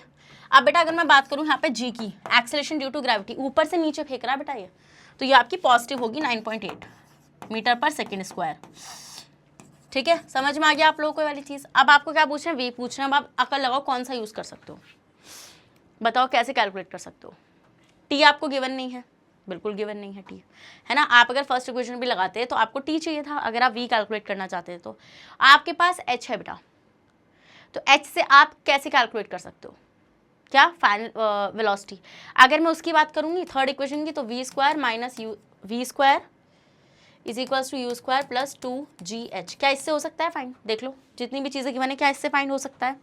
आपके सामने जो इक्वेशंस मैंने डाली हुई हैं, मतलब जो वैल्यूज मैंने डाली हैं, उसके बाद मैंने एक इक्वेशन डाली है आपके सामने, तो मैं पूछूं क्या इससे सॉल्व हो सकता है, बताइए आंसर। हो सकता है बिल्कुल। क्यों बेटा, टी वाली इक्वेशन यूज ही नहीं करनी, जिनमें टी आ रहा है वो यूज नहीं करना है, क्योंकि टी क्वेश्चन में गिवन ही नहीं है। थोड़ा सा बस थोड़ी सी अकल लगानी है, क्वेश्चन फिजिक्स के ऐसे ही सॉल्व होती, थोड़ी सी अकल लगा के। तो अब देखो यहाँ पे वी स्क्वायर, ये तो आपको कैलकुलेट ही करना है। यू स्क्वायर कितना है बेटा, यू कितना है 0 का स्क्वायर, तो ये तो आपका 0 हो गया, इसको तो लिखो ही मत, ये आपका हो गया 0 है। फिर आपका 2GH, तो 2 इंटू जी हो जाएगा 9.8 इंटू एच कितना हो जाएगा बेटा 19.6, ठीक है। ये करेंगे आपका, तो ये आपका हो जाएगा 8 2 16 19.6 इंटू 19.6, ठीक है। तो v यहाँ पे स्क्वायर में है तो अंडर रूट में जाएगा आपका 19.6 इंटू 19.6। आपको पता है अंडर रूट में वैल्यू दोनों अगर सेम है तो एक बाहर आ जाएगी निकल के, तो 19.6। तो v is equals to 19.6 metre per second. तो कितना टाइम लगेगा बेटा उसको ग्राउंड को हिट करने में, 19.6 मीटर पर सेकेंड, मतलब कि वेलोसिटी, इतनी वेलोसिटी से, मतलब ये उसकी फाइनल वेलोसिटी होगी। समझ में आ गया या नहीं समझ में आया, जल्दी से बताइए। समझ में आया। इस तरीके से बेटा आपको इस क्वेश्चन को कैलकुलेट करना था। लो इजी पीजी लेमन स्क्वीजी। चलिए स्क्रीनशॉट लीजिए, ले लिया, आगे बढ़ जाऊं, ठीक है ओके। सो स्टूडेंट ये आ जाएगा आपका 19.6 metre per second. Easy question. Next question, question number 15। A stone is thrown vertically upward with an initial velocity of 40 metre per second. Okay, एक स्टोन था बेटा, उसको ऊपर फेंक दिया इन लोगों ने, ठीक है। तो initial velocity 40 metre per second थी, यू था उसका 40 मीटर पर सेकंड, और बेटा फाइनल कितना होगा 0। जब आप नीचे से ऊपर फेंकोगे तो फाइनल वेलोसिटी आपकी 0 होती है। जी को ये बोल रहे हैं इस बार आपको 10 मीटर पर सेकंड स्क्वायर लेना है, ठीक है।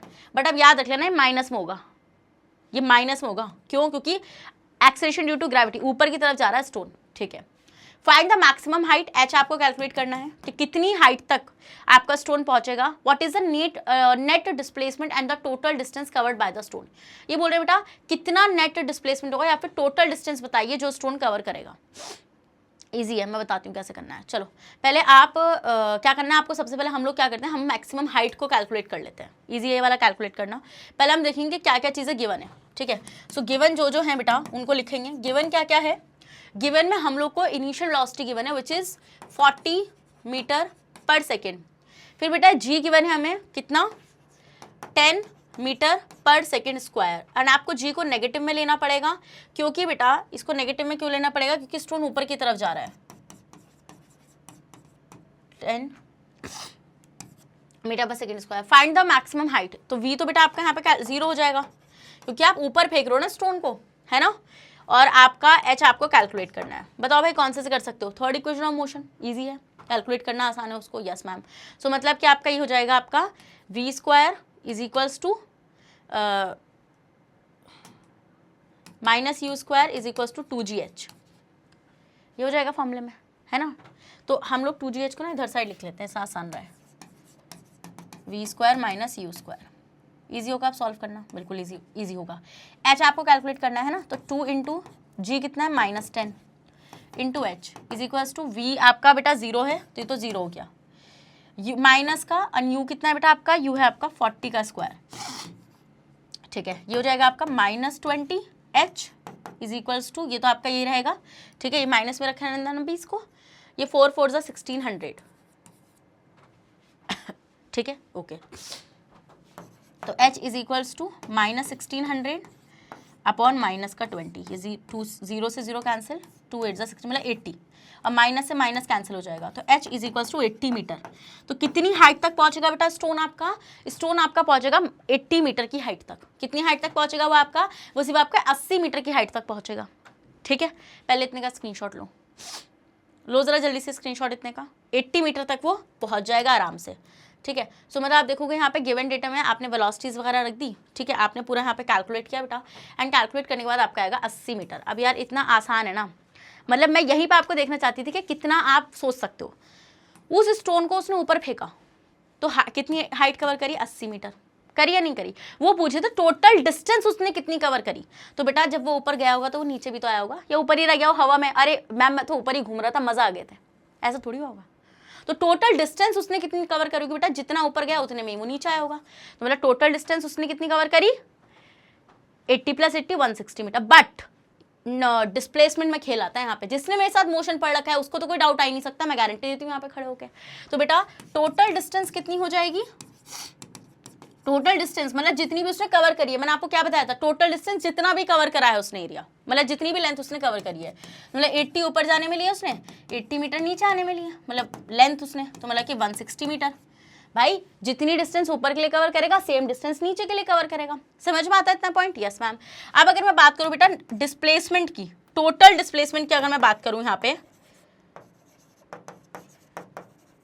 तो बेटा टोटल डिस्प्लेसमेंट तो 0 होगा ना। अब आप बोलेंगे मैम क्यों? क्योंकि बेटा इनिशियल पॉइंट और फाइनल पॉइंट सेम है। यहां से फेंका था स्टोन को और यहीं आ गया वापस स्टोन, तो मतलब इन दोनों के बीच की डिस्टेंस तो 0 हो गई ना। हाँ, because final point is same as initial point, because final and initial point is same। ऐसा क्यों हुआ बेटा? ऐसा इसलिए हुआ क्योंकि यहाँ पे फाइनल पॉइंट और इनिशियल पॉइंट बिल्कुल सेम था, इसलिए टोटल डिस्प्लेसमेंट 0 हो जाएगा। इस क्वेश्चन को ध्यान से करना, एग्जाम ने यहीं पर ही फंसाएगा, यहीं पर ही फंसाए जाओगे। बट अगर मोशन आता है ना तो ये आता है अच्छे से, जिसने मेरे साथ स्पीड, डिस्टेंस, डिस्प्लेसमेंट, इन सबको पढ़ा है, वो कभी इन क्वेश्चंस में मार नहीं खा सकता, मैं गारंटी दे रही हूँ यहाँ पे आपको खड़े होकर। चलो स्क्रीनशॉट ले लो बेटा इसका, ठीक है।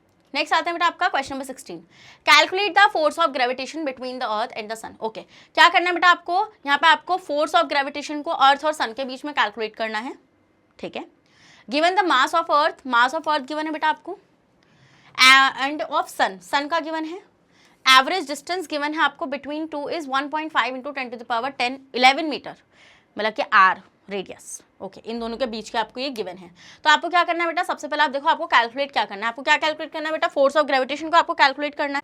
पढ़ लिया, समझ में आया कुछ क्वेश्चन? चलो देखते हैं। तो ये बोल रहे हैं भाई वही एक बॉल है, उसको ऊपर फेंक दिया इन लोगों ने, तो ये बोल रहे हैं return to the thrower after 6 seconds, मतलब 6 सेकेंड बाद वो नीचे आ गई, उसको फेंका गया, वो 6 सेकंड बाद नीचे आ गई, मतलब कि ऊपर जाने में और नीचे आने में मैंने आपको बताया था कि टाइम इक्वल लगता है। ये बोल रहे हैं, ध्यान से सुनो, ऐसे कोई बॉल थी यहाँ पे, उसको फेंका और उसको नीचे आने में 6 सेकंड्स लगे, पूरा टाइम। तो ये पूरा टाइम लगा ऊपर से नीचे आने में।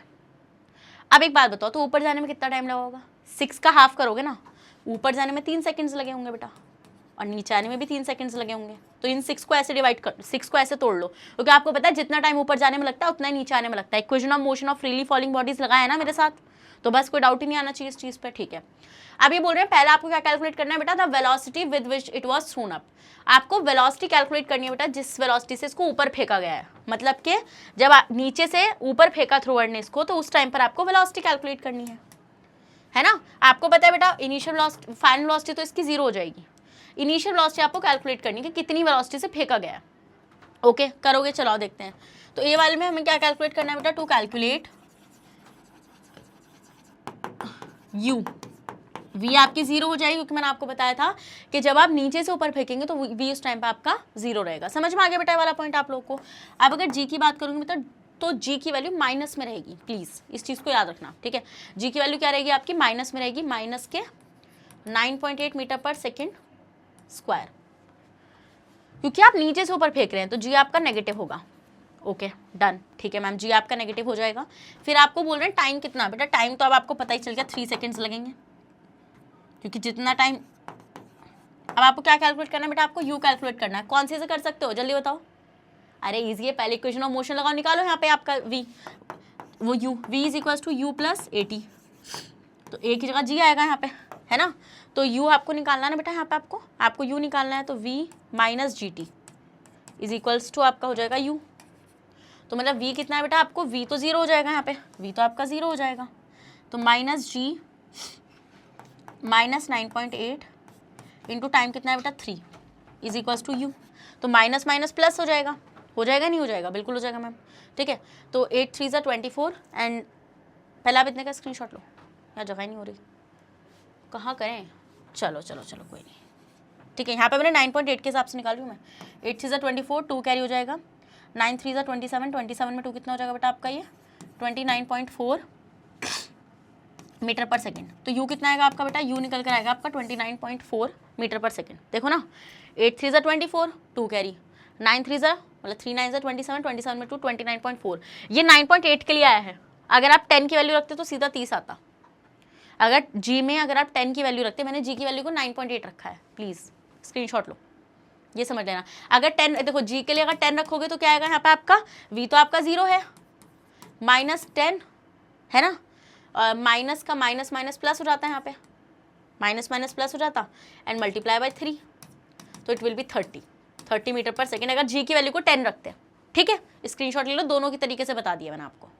तो यू आ गया आपका 30 मीटर पर सेकेंड। चलो जी की वैल्यू 10 ही रख लेते हैं, क्योंकि इन्होंने हमसे बोली नहीं है जी की वैल्यू 9.8 रखने के लिए, तो हम जी की वैल्यू को 10 रख लेते हैं। तो जी की वैल्यू को 10 रखने के बाद इसका आंसर आएगा आपका 30 मीटर पर सेकेंड यू। तो कितनी वेलोसिटी से फेंका गया है उसको, 30 मीटर पर सेकेंड वेलोसिटी से उसको ऊपर फेंका गया है। बी आते हैं the maximum height it reaches, कितनी हाइट तक वो पहुंच पाएगा वो स्टोन, जब आप नीचे से उसको ऊपर फेंक रहे बेटा, तो उसकी हाइट कितनी होगी, मैक्सिमम हाइट, मतलब एच कैलकुलेट करना है, ठीक है। जब एच कैलकुलेट करना है तो आप देखो क्या क्या गिवन है, बी वाला करेंगे। तो आप देखो बेटा, आपको यहाँ पे जब भी हाइट कैलकुलेट करनी है तो आप उसको सेकंड इक्वेशन से कर लो, क्योंकि टाइम है आपके पास। तो s is equals to u t plus half g t square. तो यू कितना है बेटा आपका, यू आपने अभी अभी कैलकुलेट किया है, विच इज 30 इंटू टाइम कितना लगेगा बेटा, टाइम तो 3 सेकंड्स ही लगेगा ना ऊपर जाने में, है ना, टाइम लगेगा 3 सेकेंड्स, प्लस हाफ, जी कितना है 10 मान रखा है हमने, टाइम कितना है बेटा 3 सेकेंड्स, तो 3 का स्क्वायर, तो 3 × 3 कर लो इसको, ओके डन, या 3 का, चलो ठीक है कोई दिक्कत नहीं है। तो ये जाएगा आपका 90 प्लस ये हो जाएगा बेटा आपका 2 से 5 टाइम कैंसिल हो जाएगा आपका, है ना, तो ये हो जाएगा आपका 5 3 × 15, 15 3 × 45। अब देखना यहाँ पे जी ना माइनस में रहेगा आपका, माइनस में, ठीक है, तो मतलब यहाँ पे प्लस नहीं आएगा, यहाँ पे आएगा आपका माइनस, तो ये आपका आएगा 45। तो कितना बेटा 45 मीटर, तो कितनी एच रहेगी बेटा, एच कितना आ जाएगा उसका, एच उसका आ जाएगा 45 मीटर। तो मतलब कि मैक्सिमम हाइट वो कितनी हाइट तक पहुँच पाएगा बेटा, सिर्फ वो 45 मीटर हाइट तक वो पहुँच पाएगा। ईजी है भाई, सब कुछ ईजी है, कुछ नहीं करना, बहुत ईजी है। अब आते हैं नेक्स्ट, स्क्रीनशॉट लो, चलो नेक्स्ट ये बोल रहे हैं इट्स पोजीशन आफ्टर 4 सेकंड्स, ये बोल रहे हैं उसकी पोजीशन क्या होगी 4 सेकंड बाद, मतलब वो कितनी हाइट पर होगा, बेसिकली ये पूछ रहे हैं आपसे। तो अब ध्यान से इस क्वेश्चन को देख लो बेटा, यहीं पे फंसते हैं बच्चे, टाइम को 4 सेकंड डाल देते हैं, बस खत्म क्वेश्चन। एग्जामिनर यही तो चाहता है, एग्जामिनर की खुशी इस बात पर होती है कि बच्चा टाइम को 4 सेकंड डाले, बट मैं डालने नहीं दूंगी, मैं भी हूँ यहीं पे, हाँ मैं अपने बच्चों को गलत डालने नहीं दूंगी वहाँ पे वैल्यू। टी की वैल्यू 4 नहीं डालेगी, टी को आप 4 नहीं डालेंगे, इसको लिख लो अपने कॉन्सेप्चुअल रजिस्टर में इस क्वेश्चन के लिए। बस एग्जाम ने ये चाह रहा है कि बच्चे लिख दें टी को 4 और हम मार्क्स काट दें उनके, बट जब तक मैं हूँ ऐसा नहीं हो सकता। अब देखो क्यों, उसने पूछा its position after 4 seconds, 4 seconds बाद उसकी क्या पोजीशन होगी, तो मतलब कि जब उसको नीचे से ऊपर जाने में 3 सेकंड्स लगे, तो चौथे सेकंड में तो वो नीचे आ रहा होगा,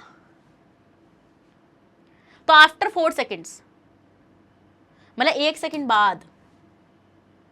अब अकल लगाओ थोड़ी सी, 1 सेकंड बाद उसकी पोजीशन क्या होगी, तो टी की वैल्यू 4 सेकंड्स नहीं डलेगी, टी की वैल्यू यहाँ पे 1 सेकंड्स डलेगी। समझे कि नहीं समझे, बस यहीं पे फंसता है बच्चा। तो मतलब अब आप कैलकुलेट कर लो, तो इट्स पोजीशन मतलब कि उसकी हाइट पूछ रहे हैं, कितनी हाइट पर होगा वो, तो s is equal to u t plus half g t square, इसी फॉर्मूले से आपको कैलकुलेट करना है। तो ये आपका कितना आएगा, यू कितना होगा बेटा।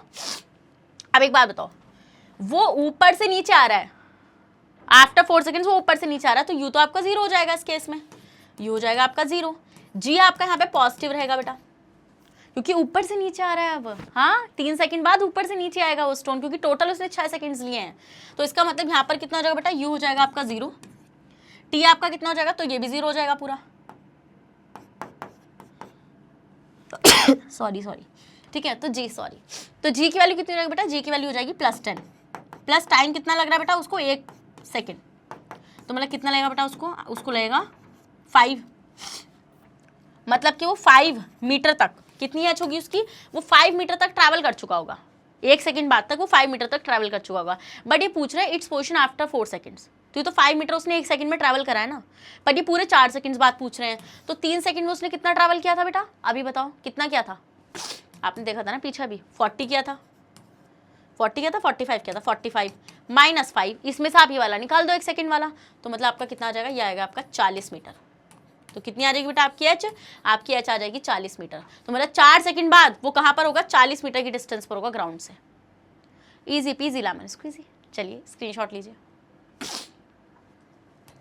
इजी हो चुका है, ठीक है। ये आ गया आपका 30, ये आपका आ गया 45, ये आ गया आपका 5 मीटर। ये बेटा प्लस आएगा यहाँ पे इक्वेशन में, कोई नहीं है, कभी कभी हो जाता है, हो ही जाता है, कोई दिक्कत नहीं है। तो 40 मीटर फ्रॉम द ग्राउंड, तो ग्राउंड से कितना होगा बेटा, वो आपका 40 मीटर की डिस्टेंस पर होगा। नेक्स्ट आते हैं question number 19, in what direction does the buoyant force, बेटा न्यूमेरिकल खत्म, मौज मारो। अभी आएंगे, रुक जाओ, प्रेशर बॉयंसी वाला आएंगे। In what direction does the buoyant force on an object emerge in a liquid act, ठीक है। ये बोल रहे हैं बेटा किस डायरेक्शन में जो बॉयंट फोर्स होती है वो ऑब्जेक्ट पर एक्ट करती है जब आपने उस ऑब्जेक्ट को लिक्विड के अंदर इमर्स कर रखा है। बेटा दुनिया जानती है, बच्चा जानता है, नर्सरी का बच्चा भी है। और नर्सरी के बच्चे पढ़ा रही हैं क्या आप? अगर मेरा सेशन उसने देखा होगा गलती से, वो भी जान गया होगा। अगर आप नहीं जाने ना बेटा, तो बस क्या ही मैं कहूँ आपको। अब तो मतलब यहाँ पर बेटा आप देखेंगे, ये इस तरीके से आपका बीकर है, पानी भर लो, बॉल को डुबा कर मार दो, ठीक है, डुबा दो उसको बढ़िया करके, और उस पर इतनी फोर्स लगाओ कि इसका दम घुट जाए, ठीक है, घोट दो इसका दम बेचारी बॉल का। तो अब क्या आप इसको डुबा रहे हो, बहुत ज़्यादा क्रिमिनल माइंड हो चुका है ना इस टाइम पे कि मैम बस आज तो बॉयंट फोर्स कैलकुलेट ही कर छोड़ेंगे। तो अब जैसे ही इसको छोड़ोगे ना, तो ये वापस से यहाँ आ जाएगी। क्यों ऐसा क्यों वो ऊपर चली गई? क्योंकि बेटा नीचे से कोई ना कोई फोर्स लगी इसके ऊपर, और ये था आपका वाटर, तो वाटर ने इसके ऊपर एक अपवर्ड फोर्स लगाई। क्या लगाई बेटा? This upward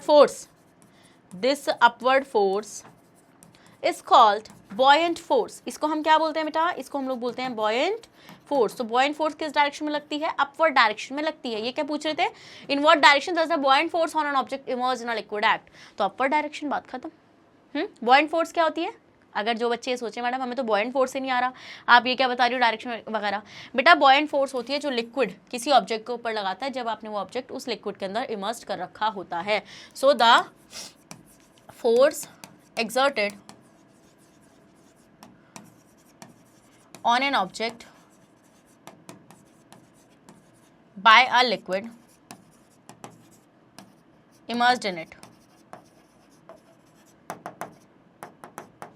in the upward direction, in the upward direction. Easy screenshot. चलो, so student the buoyant force on an object that is emerged in a liquid will be vertically upward direction, ऐसे सीधी होगी और ऊपर की तरफ होगी।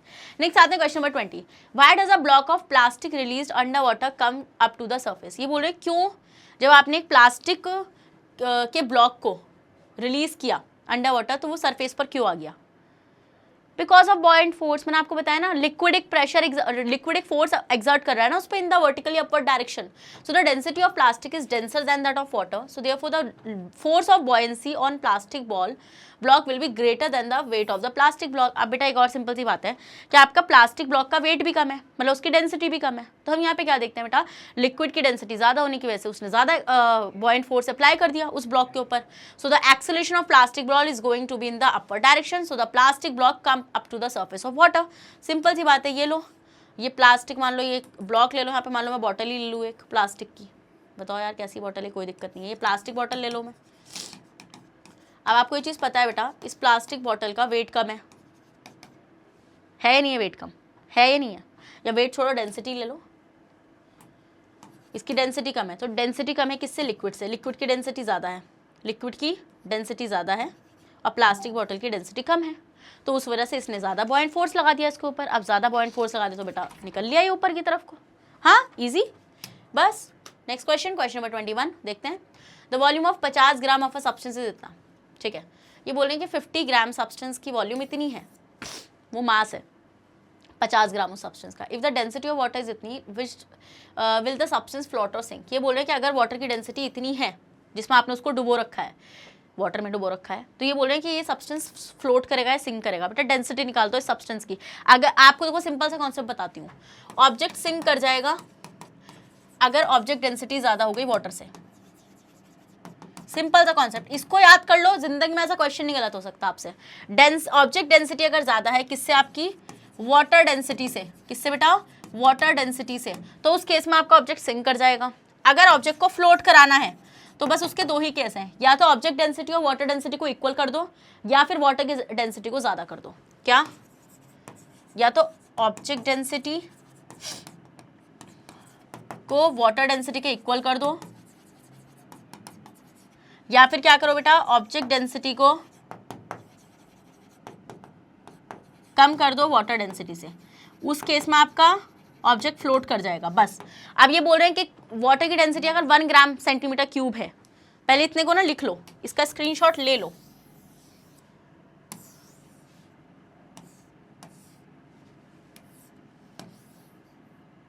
यहाँ चिपका दिया मैंने, ठीक है। तो ये बोल रहे हैं क्या, अगर वाटर की डेंसिटी कितनी है, वाटर डेंसिटी अगर है आपकी 1 ग्राम सेंटीमीटर क्यूब इनवर्स, तो ये बोल रहे हैं ऑब्जेक्ट फ्लोट करेगा नहीं करेगा। तो बेटा ऑब्जेक्ट की तो निकाल लो पहले डेंसिटी, तभी तो करोगे। तो निकालो ऑब्जेक्ट की डेंसिटी। क्या क्या गिवन है, गिवन है आपको mass of object which is 50 ग्राम, तो मास कितना गिवन है 50 ग्राम। वॉल्यूम कितनी गिवन है बेटा, वॉल्यूम है 20 सेंटीमीटर क्यूब। डेंसिटी निकालो ऑब्जेक्ट की, डेंसिटी क्या होता है, मास अपॉन वॉल्यूम। बेटा इससे ज़्यादा आसान क्वेश्चन कुछ नहीं हो सकता, और अगर ये भी गलत करके आगे ना तो कूट दिए जाओगे, ठीक है। किसके थ्रू, चलो कोई नहीं। तो मास कितना है बेटा, मास है 50 ग्राम, अपॉन वॉल्यूम कितनी है बेटा आपकी 20, तो मतलब इट विल बी, ये आप कैंसिल करोगे 2.5, तो इट विल बी 2.5, तो 2.5 ग्राम आपका सेंटीमीटर क्यूब।